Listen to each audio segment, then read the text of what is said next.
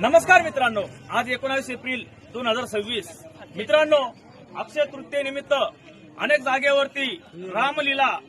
काही जागेवरती भवाडा, तर मित्रांनो आमचे मळगाव नागोजीचे या जागेवरती पारंपरिक पद्धतीने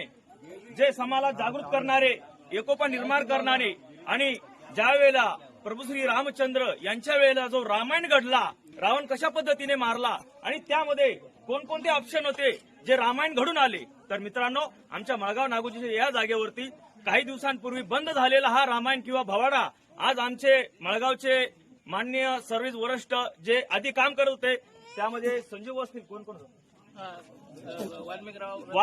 वाल्मिक पवार होते, त्याचप्रमाणे बापू भाऊ होते, खैरनाथ आनंदा